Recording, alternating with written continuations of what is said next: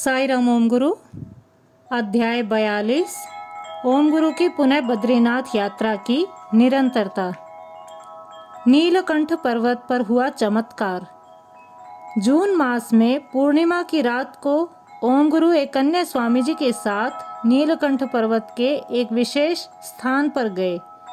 उन्हें एक संदेश मिला था कि उस स्थान पर उन्हें एक अनूठी आश्चर्यचकित करने वाली घटना से सामना होगा।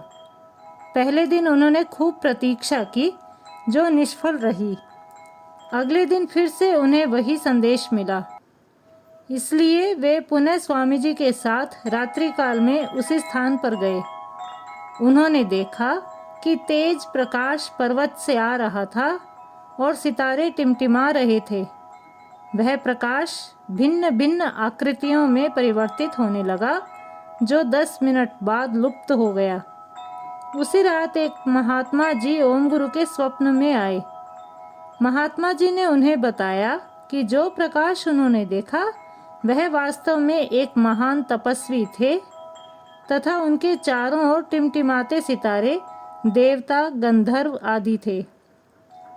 तीसरे दिन फिर से ओम गुरु को वहीं जाने का संदेश मिला। इस बार भी उन्हें रात के समय वैसा ही प्रकाश दृष्टिगत हुआ। इस बार प्रकाश के साथ साथ एक वाणी थी जो उनसे बातें कर रही थी। रात्रि काल पुनः स्वप्न अवस्था में एक अन्य महात्मा जी ने उन्हें दर्शन दिए। महात्मा जी ने ओम गुरु को साधना करने की विभिन्न विधियों से अवगत करवाया। ओम गुरु की खुशी का ठिकाना ही नहीं था, क्योंकि इस घटना ने उनकी साधना के उच्च स्तर का प्रमाण दिया था। भगवान बाबा का आगमन। उसी यात्रा के दौरान एक दिन रात के समय लगभग 3 बजे ओम गुरु को एहसास हुआ कि कोई गुफा में आकर उन्हें जगा रहा है। जब ओम गुरु ने आंखें खोली तो भगवान बाबा को अपने सम्मुख खड़े पाया। भगवान ओम गुरु का हाथ पकड़कर आकाश में विहार करने लगे। काफी ऊंचाई पर जाने के पश्चात स्वामी ने उनसे नीचे देखने को कहा। जब ओम गुरु ने नीचे झांका तो कोई बड़ी टोकरी जैसी वस्तु पाई, जिसमें एक प्याली नुमा आकृति गोल गोल घूम रही थी। भगवान ने उस प्याली के बारे में ओम गुरु से जानकारी मांगी। ओम गुरु को कुछ समझ नहीं आया, इसलिए वे उत्तर देने में असमर्थ थे। तब भगवान ने उन्हें बताया कि वह पृथ्वी लोक है। स्वामी ने ओम गुरु से अगला प्रश्न पूछा, इस पृथ्वी पर तुम कहाँ हो? ओम गुरु ने बड़ी देर तक उस आकृति का निरीक्षण किया, परंतु स्वयं को उसमें कहीं भी नहीं खोज पाए। भगवान बाबा ने बार बार प्रयास करने को कहा। बहुत बार प्रयत्न करने पर भी वे बाबा के प्रश्न का उत्तर देने में अक्षम रहे। तब भगवान ने बताया, इस संसार में तुम अर्थात तुम्हारा कोई अस्तित्व ही नहीं है।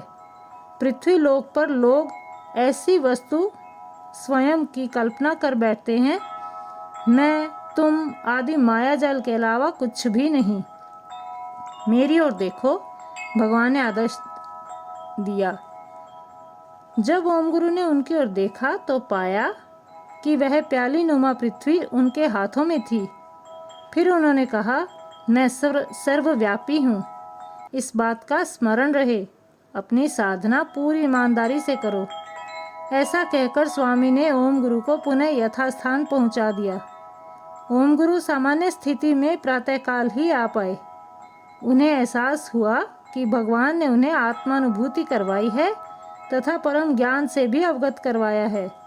वे भगवान द्वारा ज्ञान प्राप्त कर स्वयं को परम सौभाग्यशाली महसूस कर रहे थे, जिससे उनके मुख पर असीम प्रसन्नता के चिन्ह दिखाई दे रहे थे। साधना की निरंतरता। इस प्रकार ओम गुरु ने 31 दिनों तक अपनी साधना का कठोरता से पालन किया। इन 31 दिनों में अनेक महात्माओं ने आकर उन्हें साधना की विभिन्न विधियां सिखाईं। ऐसी विधियां जिनका वर्णन करना निषेध है, अर्थात जिन्हें गुप्त रखना अति आवश्यक है। एक बार जब ओम गुरु वसुधारा झरने के पास गए, तब उन्होंने एक और स्वामी जी के साथ गहन ध्यान किया। उस समय उन पर झरने का पानी गिरा, जिसका अर्थ था कि वे पाप मुक्त हैं। इस घटना ने भी ओम गुरु को उनके स्तर का प्रमाण दिया। उसी समय 3 अन्य लोग नंगे पांव पहाड़ पर चढ़ते हुए ऊपर आए।